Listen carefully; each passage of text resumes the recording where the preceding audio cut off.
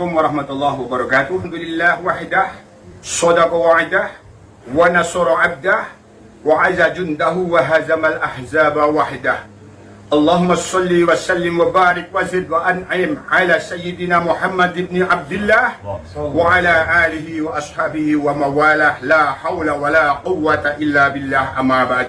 Allahu Akbar. Allahu Akbar. Allahu Akbar.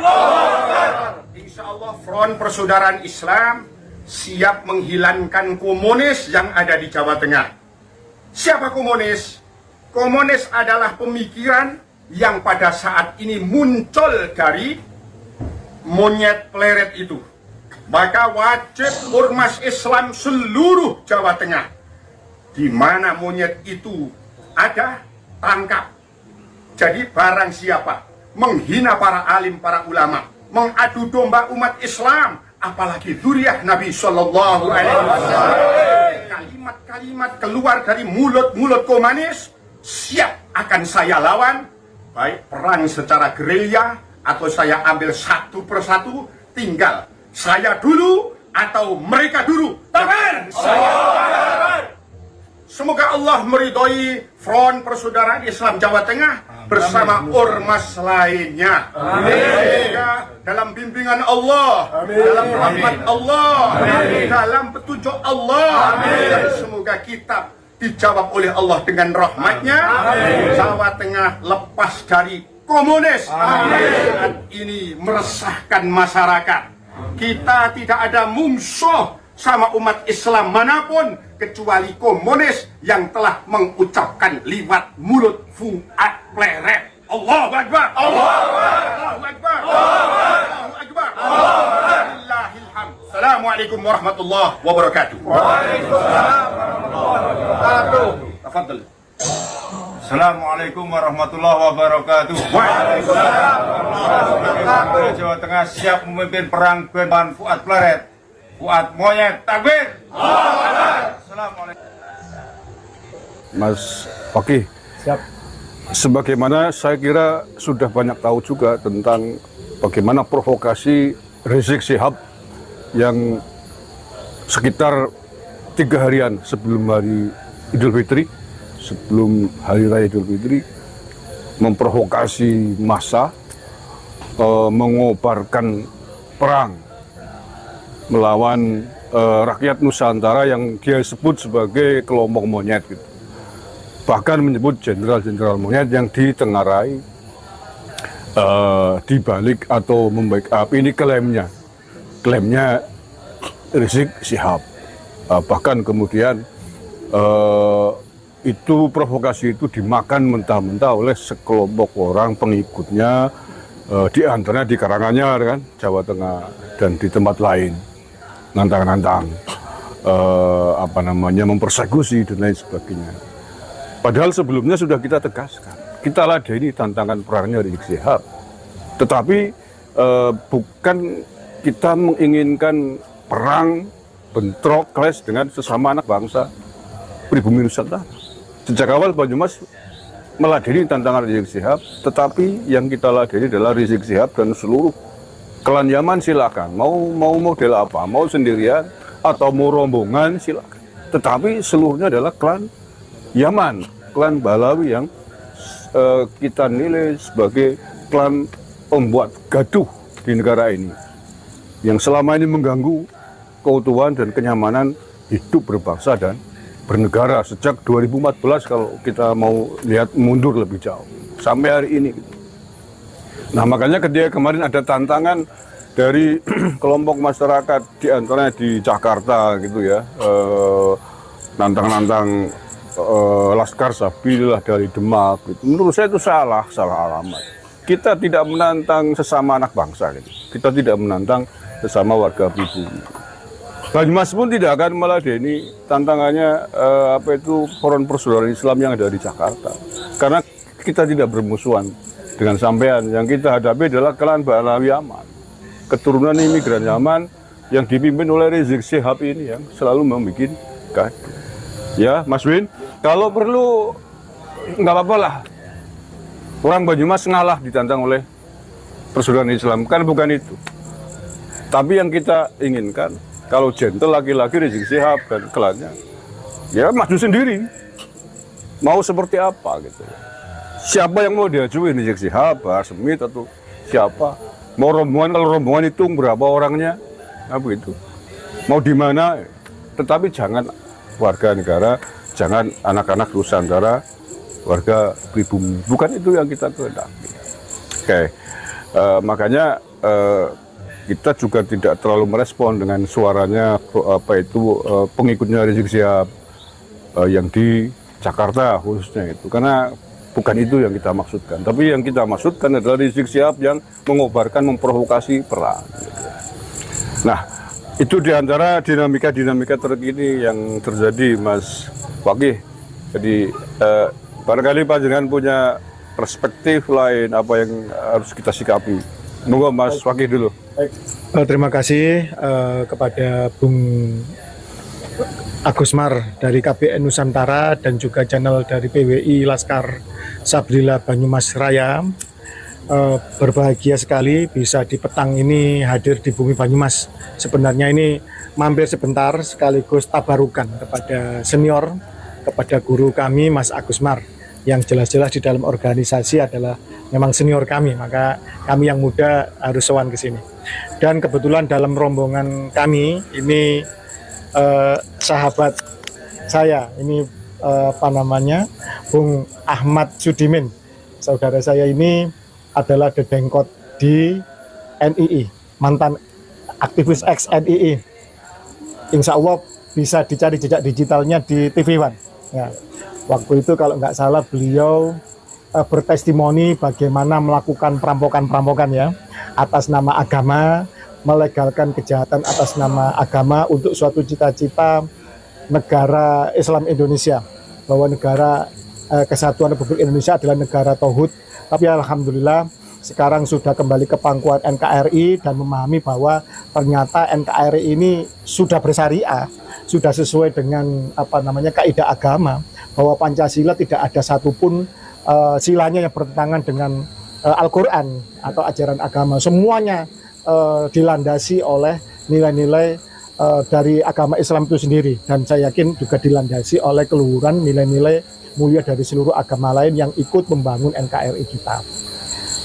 Bung Ahmad Sudimin datang ke sini sekaligus juga dari pertanyaan dari Bung Agusmar tadi, ini momentum yang bagus sebenarnya. Karena apa? Karena ini sebenarnya bangsa kita ini kan terlalu permisif, terlalu sabar. Sebagaimana yang diajukan gugatan uji kewarganegaraan oleh Bung Subhan ke Mahkamah Konstitusi, bahwa ternyata memang pelaksanaan hukum di negeri kita ini memang terjadi tebang pilih atau diskriminasi, Bung Agusman. Ketika kemudian berlaku dua undang-undang kewarganegaraan, kalau tidak salah tahun 47 dan 58, pada saat itu kemudian mencoba untuk meluruskan pasal 26 ayat 1 tentang kewarganegaraan dan ayat 2 tentang kependudukan. Itu etnis Cina itu dipaksa untuk mengajukan kewarganegaraan dan mereka berbondong-bondong melakukan itu. Tetapi dari klan Arab yang menurut sensus terakhir sebenarnya jumlahnya nggak terlalu banyak sih, cuma bikin bising aja, bikin rusuh aja mereka. Menurut sensus 2010 jumlah mereka cuma 0,1%. Artinya kalau jumlah penduduk Indonesia ini 280 juta, mereka cuma 280.000. Dan untuk yang Al-Irsyad ini sebenarnya tidak terlalu tidak terlalu mengglorifikasi nasab mereka, tidak mencoba untuk merasa ras mereka lebih mulia, karena mereka sadar sudah hidup di alam kemerdekaan dan tidak lagi ada segregasi kelas sebagaimana zaman kolonial. Yang sebelahnya, yang klan Ba'alwi, yang kemungkinan sekitar jumlahnya 150-an ribuan. 150.000, tapi ini bikin reseh sekali. Mengaku cucu Nabi, rasnya paling mulia. Terus kemudian menganggap pribumi Nusantara ini adalah jongos-jongos mereka mengklaim sebagai majikan dan lain sebagainya. Ini yang ternyata akar dari pengakuan cucu Nabi ini membuat kejahatan yang kemana-mana, merembet kemana-mana. seolah-olah mereka ini punya otoritas paling tinggi di dalam agama dan berhak untuk menghina, merendahkan ulama-ulama pribumi Nusantara hingga Wali Songo pun yang jelas-jelas berjasa menancapkan dakwahnya pertama kali di Nusantara, beberapa generasi lembaga kewali songoan ya, kan gitu. Seperti yang kita ketahui sejak era Kediri, bahkan Kediri, kemudian ke Majapahit hingga Demak dan seterusnya. Ini mereka hina juga, mereka belokkan dan mereka hina. Dan ulama-ulama Nusantara dibilang apa namanya 70 ulama non Habib yang alim itu lebih hina, lebih rendah dibanding telapak kakinya seorang Habib yang ahli maksiat dan sebagainya lah. Cerita khurafat mereka mengunggul-unggulkan Tarim, Yaman dan sebagainya. Seolah mereka di bumi Nusantara ini mereka hanya sebagai tempat untuk buang hajat atau cari tempat makan saja, tapi mereka tetap memuji-muji Tarim. Padahal di Tarim sendiri, di Yaman sendiri, di Hadramaut sendiri, mereka tidak diakui sebagai bagian dari keluarga Nabi. Mereka juga dianggap imigran karena dulu ngakunya dari Irak, kan begitu. Mereka-mereka yang ngaku cucu Nabi tapi tidak punya pengakuan di Yaman maupun di Irak ini semakin lama semakin merajalela kejahatannya. Bukan saja ketika mereka zaman kolonial Belanda, mereka menjadi antek Belanda, bekerja untuk Belanda, berangkat gratis oleh kapal Belanda, dapat gaji, dapat tanah, menjadi mufti, menjadi kapiten, seperti ayahnya si Imam Monyet ya. Ini bapaknya apa namanya kerja katanya di apoteknya Belanda, artinya jelas pengakuan bahwa bapaknya pun juga kerja menjadi jongosnya Belanda, kerja di apoteknya Belanda. Jadi begitu, kerja di usaha-usahanya, sektor-sektor usahanya Belanda, kolonial Belanda. Dan kemudian tiba-tiba sekarang keturunannya mengaku menjadi imam besar umat Islam dan melakukan provokasi-provokasi, melakukan gerakan moral dan sebagainya, padahal dia amoral. Jelas chat mesumnya dengan si Firza Shihab, jelas bahwa dia makar melawan Pancasila, mendukung ISIS, mendukung gerakan terorisme dan lain sebagainya. Jelas bahwa dia apa namanya dulu dengan gerakan pentungannya di setiap apa namanya hari-hari besar keagamaan, orang pakai apa namanya atribut-atribut agama lain, mengucapkan Natal dan sebagainya, diserang dengan masif hingga kemudian puncaknya tahun 2017 memanfaatkan isu gubernur Pilgub Jakarta. Pada saat itu negara tiba-tiba tersentak kaget bahwa mereka-mereka yang dianggap tidak berbahaya, yang mereka-mereka dianggap ubudiahnya, muamalahnya sama dengan ormas terbesar Islam NU, kemudian mereka-mereka yang dianggap cucu Nabi dan kita berhusnudzon ternyata melakukan kejahatan yang hampir-hampir mengancam dan disintegrasi atas nama sektarianisme di dalam republik ini. Kemudian terjadi gerakan kritis untuk melihat apa namanya keabsahan nasab mereka, dan mereka sudah disodori kitab nasab, disodori bukti sejarah, ditanya isbat nasabnya dan hingga tes DNA. Bahkan di antara mereka Bung Agus Nur juga tahu ada beberapa oknum dari Habaib yang sudah telah dites DNA. Yang satu jelas-jelas berkhianat sesuai kesepakatan, kalau dia nggak lolos J1 FGC 10500 sebagai markernya Imam Ali, ternyata sekarang berbalik arah. Yang lainnya tidak berani bernarasi, katanya takut dipersekusi. Lah ini makin lama mereka dibiarkan ini bukan semakin tobat, bukan semakin insaf, tetapi malah nantang-nantang, malah memprovokasi pribumi untuk dibenturkan dengan sesama pribumi. Maka saya sangat sepakat dengan narasi organisasi pejuang kebangsaan termasuk PWI Laskar Sabila Banyumas ya, yang tidak akan meladeni tantangan dari pribumi, tetapi khusus untuk meladeni tantangan perang dari si dari si imam monyet ini, kan begitu. Saya kata imam monyet karena kurang ajar sekali. Dia di negeri orang, mungkin terindikasi dia masih WNA, dia berani menginjak-injak harkat martabat dan memecah belah kebangsaan di Nusantara ini. Ini sudah kurang ajar sekali. Orang Nusantara setelah menjadi mayoritas Islam ini menjadi orang yang lebih sabar, menganut, ngalah, ngalih, baru ngamuk. Mungkin ini kalau dibiarkan, kalau pribumi sudah pada fase ngamuk, saya tidak ngerti apa yang akan terjadi nanti. Mungkin masif akan terjadi operasi-operasi atau mungkin main hakim sendiri di tiap daerah. Itu yang tidak kita inginkan. Ketika rakyat marah, kesabarannya sekian lama sudah terbendung, kemudian diuji coba terus, digarai, atau kemudian kalau bahasa Jawa Timur nyala-nyala terus, kerjain terus, lama-lama kan bisa jebol kesabaran. Nah ini yang kita takutkan. Ayolah pemerintah harus turun untuk menyelesaikan polemik nasab ini. Gampang kok untuk mengkoreksi atau memverifikasi kaidah nasab siapa cucu Nabi dan tidak. Sebenarnya gampang sebenarnya. Cuma kalau ini dibiarkan terus, maka ya jangan salahkan ketika pribumi nanti betul-betul habis kesabarannya. Sebelum pra-Islam, jangan coba-coba imigran di Nusantara ini petentang-petenteng. Menurut Antonio Pigafetta, seorang ilmuwan dan penjelajah Itali, tidak ada bangsa yang pernah dia keliling seluruh dunia yang paling sombong, paling arogan, paling keras kepada pendatang kecuali pribumi Nusantara ini. Jangan coba-coba menatap mata orang pribumi Nusantara, pasti akan dihajar. Kalau melawan pasti akan dibunuh. Ini kesaksian dari Antonio Pigafetta tentang pribumi Nusantara. Begitu Islam datang, kita mengenal Rasulullah kita sebagai penyempurna akhlak, innama bu'itsu li utami makarimal akhlak. Pribumi Nusantara yang menjadi mayoritas Islam ini kemudian lebih sabar, hingga kemudian menjadi lebih permisif hingga sekarang ini. Tetapi kalau kemudian ini dibiarkan terus, saya yakin, hakul yakin, watak asli bangsa pribumi Nusantara yang punya harga diri tinggi akan bangkit pasti. Jangan. Iya pasti kita akan bangkit. DNA ngamuknya pasti nanti keluar. DNA kita pasti akan marah. Dan ingat, DNA haplogrup G ini bukan DNA petarung dan pejuang. Dimanapun mereka kalah kok. Peradaban mereka haplogrup G Kaukasus ini hancur lebur oleh Mongol, oleh Kievan Rus. Kemudian mereka menjadi budak ke sana kemari. Kalah mereka ini. Mereka hanya bisa menipu dan menipu. Seperti Yuya di Mesir misalnya, menipu untuk menjadi mengangkat, mempengaruhi Amenhotep untuk menjadi Fir'aun misalkan. Pertama kali Fir'aun menjadi Tuhan ya Amenhotep, dikompor oleh si Yuya grup G ini. Dan ini jangan sampai terjadi. Maka Indonesia ini negeri yang besar, makmur, subur, kaya akan tambang, pertanian, kaya akan plasma nutfah, kaya akan sumber biologis, kaya akan oksigen, bahkan paru-paru dunia. Jangan mau dibodoh-bodohi oleh mereka yang mengaku datuknya hebat, ternyata dari negeri yang sampai sekarang melarat, hancur, lebur, kacau, miskin, gersang.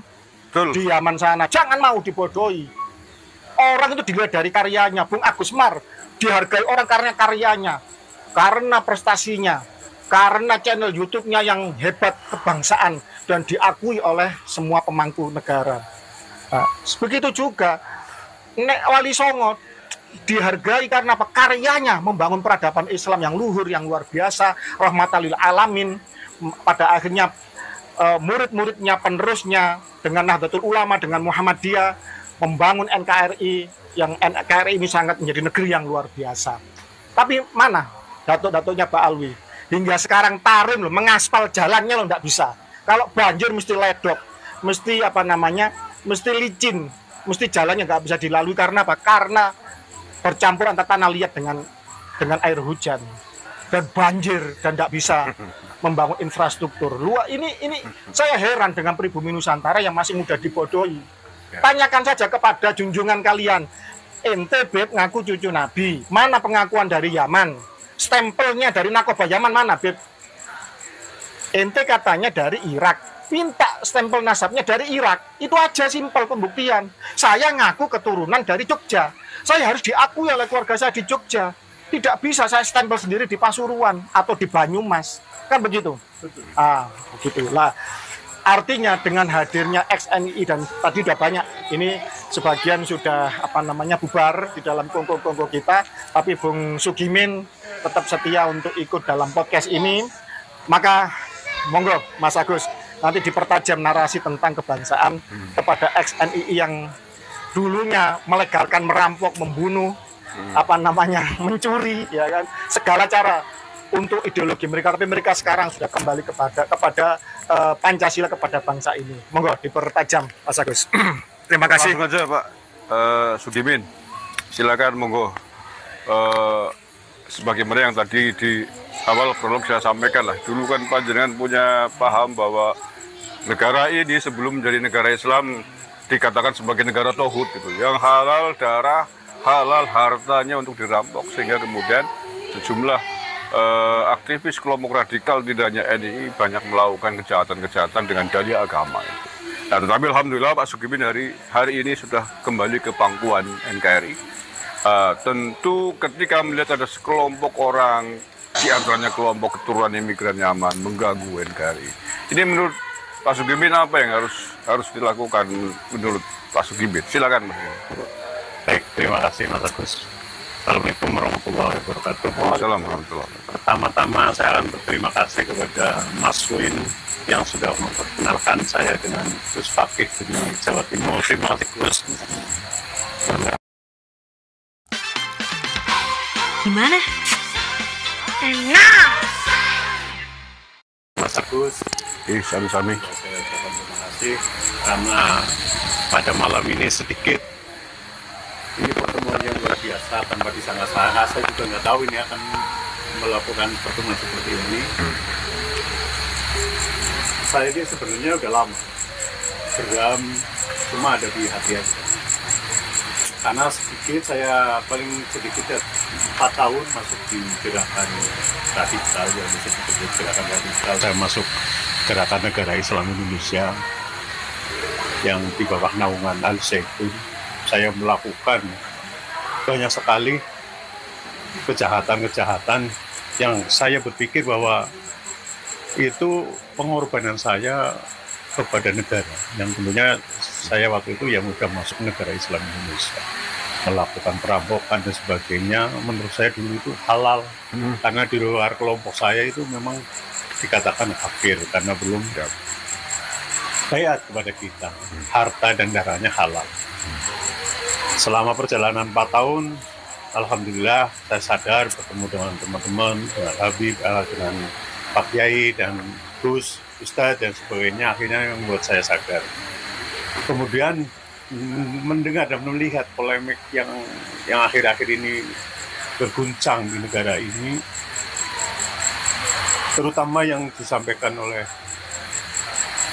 Habib Rizik dan juga Habib Bahar bin Smith, ya, yang sebenarnya mereka mengaku cucu Nabi, tapi itu tidak mencerminkan sebagai cucu Nabi. Sebenarnya buat teman-teman sendiri yang asli pribumi, asli Nusantara harusnya berbukti. Nabi sendiri kelakuannya seperti apa? Makhluk yang paling mulia di dunia ini. Kenapa cucu-cucunya dari bahasa aja dia udah Yang mengaku cucu? tidak, yang mengaku cucu itu sungguh harusnya malu Pak Habib Rizik dan juga Pak Habib Bahar bin Smith, harusnya malu bahwa Habib Rizik dan juga Habib Bahar bin Smith udah mempermalukan junjungan kita Nabi besar Muhammad SAW. Harusnya malu. Kenapa? Kanjeng Nabi kita yang dimuliakan punya cucu yang tidak punya adab. Kata-katanya menghasut, menfitnah sesama pribumi di sini. Tidak malu karena bukan cucunya. Harusnya teman-teman yang asli pribumi berpikir. Di situ kita bisa melihat apakah kelakuan cucu Nabi seperti itu. Saya sendiri orang yang tidak, saya bungkus. Saya tidak pesantren, tidak mondok gitu ya. Tapi kita selalu diajarkan kelakuan Nabi besar kita yang harus kita contoh, sopan, lemah lembut. Ini kalau yang saya lihat, yang mengaku cucu-cucu Nabi, nggak ada sedikit pun mencerminkan bahwa itu cucu Nabi. Tidak perlu harus dites DNA ataupun sebagainya. Harusnya Habib Rizik dan juga Bahar bin Smith harusnya malu kalau mau mengaku bahwa mereka itu adalah cucu Nabi. Mereka harusnya malu karena mereka mempermalukan junjungan kita Nabi besar Muhammad SAW. Mungkin kalau saya harus berdiri di barisan paling depan, saya siap untuk memberikan bahwa harus sadar, harusnya Habib Bahar bin Smith juga Habib Rizik bahwa harusnya malu mengaku sebagai cucu Nabi. Mungkin itu Gus. Ex-MII berapa ribu orang Saya dalam barisan ini? dalam barisan saya ini kurang lebih sekitar yang di bawah belakang saya kurang lebih 1.500-an. Kalau total semua yang sudah kembali ke tanggungan, Ya itu hitungannya udah ratusan ribu ratusan ribu sudah kembali ke siap, ya? pangkuan. Insya Allah siap barisan kita. dengan barisan-barisan kita itu. Enaknya diapain ini imigran kurang ajar? Seharusnya sebelum orang-orang asli pribumi ini marah, dan mengeluarkan taring-taringnya, harusnya Habib Isik harusnya